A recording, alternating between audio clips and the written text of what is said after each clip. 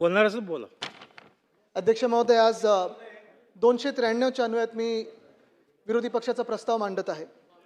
तसं पाहायला गेलं तर मला खरं मुख्यमंत्री महोदयांचं कौतुक करायचं आहे, पण ते मी शेवटासाठी ठेवणार आहे.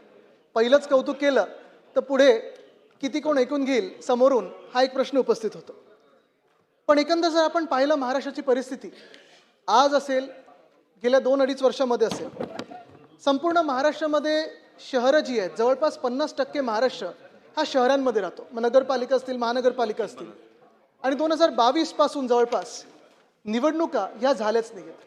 काही आधीच्या कोविड काळामध्ये झाल्या नव्हत्या, नंतर पाहायला गेलं तर जवळपास आता 2.5-3 वर्ष झाली पण निवडणुकाच झाल्या नाहीत या शहरामध्ये.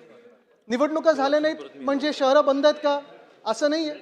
निवडणुका झाल्या नाहीत म्हणजे आता तिथे प्रशासक बसवलेले आहेत, तिथे ॲडमिनिस्ट्रेटर बसवलेले आहेत, तिथे अधिकारी बसवलेले आहेत, आणि ही मंडळी सगळी ही शहरं चालवत आहेत. ही शहरं कशी चालवत आहेत जर आपण पाहिलं तर ॲडमिनिस्ट्रेटर बोलल्यानंतर हे काही जनतेतून निवडून आलेले नाही आहेत. इथे अनेक असे आमदार आहेत, मुंबईचे खास करून आमदार असतील, पुण्याचे असतील, नाशिकचे असतील, ठाण्याचे असतील, नागपूरचे असतील, जे पहिले नगरसेवक होते त्यानंतर आमदार म्हणून ते इथे निवडून आलेले आहेत आणि आपल्या आपल्या शहराचे ते विषय मांडत आलेले आहेत.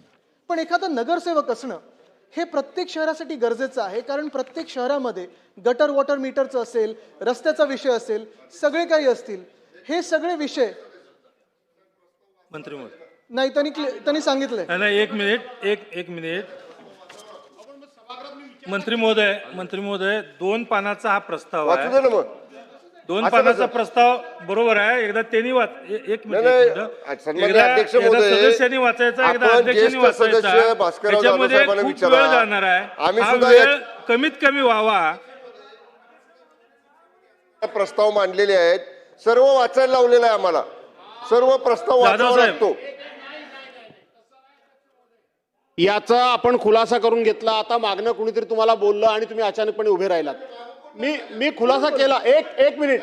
अहो ऐका तर राजे, अहो शंभूराजे ऐका तर खरं. सभागृहामध्ये या प्रस्तावाला चर्चा होण्यापूर्वी मी सुरुवात केली. अध्यक्षांनी वाचायचा असतो, नंतर तुम्हाला वाटलं तर वाचा, नाही तर आपण वाचत पण नाही. पण आता सदस्यांना भाषण करू. 2 पानाचा प्रस्ताव आहे. 2 पानाच्या प्रस्तावामध्ये एकदा आपण वाचणार, परत तो प्रस्ताव मी वाचणार आणि सभागृहाचा वेळ वाचावा म्हणून हा आपला मधला मार्ग काढलेला आहे. त्यामुळं आपण हा 293चा पुढे चर्चा चालू ठेवावी. आम्ही सुद्धा विरोधी पक्षाचे सदस्य असताना त्या बाजूने प्रस्ताव मांडलेले आहेत. आम्ही प्रस्ताव वाचलेला आहे आणि आम्ही प्रस्ताव वाचल्यानंतर मान्य अध्यक्षांनी एवढं सांगितलेलं आहे, मान्य सदस्यांनी विरोधी पक्षाच्या वाचलेल्या प्रस्तावाप्रमाणे चर्चा सुरू होईल. तुम्ही जुनं रेकॉर्ड काढा, जुनं प्रोसिडिंग काढा. शेवटी आपल्या चर्चा चालू करू. आपण सन्मान्य चर्चा चालू करू. अमीनभाई पटेल अध्यक्ष. आता सभागृहाचा वेळ वाचवण्याकरता आपण सन्माननीय सदस्यांना विनंती आहे, चर्चा चालू करू. सन्माननीय सदस्य अमीनभाई पटेल. झालं अमीनभाई, आपण बोलणार आहे का? अजित साहेब बोलणार आहे का? आपण बोला. माझं भाषण आहे ना. बोला. नाही, गडबड अशी होते त्यांची, कारण प्रशासकांवर बोलतोय. क्रम कसा आहे? तर अध्यक्ष महाराज, मी जे सांगत होतो,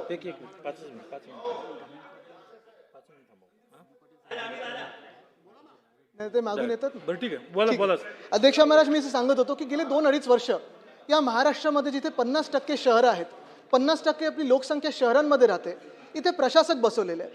प्रशासक बसवल्यानंतर साधारणपणे स्थानिक नागरिकांनी, सामान्य माणसांनी, प्रत्येक व्यक्तीने जायचं कोणाकडे? नगरसेवकाकडे जायचं, आमदाराकडे जायचं, खासदाराकडे जायचं. आणि मग नगरसेवक नसल्यानंतर गटर वॉटर मीटर हे प्रश्न सोडवणार तरी कोण?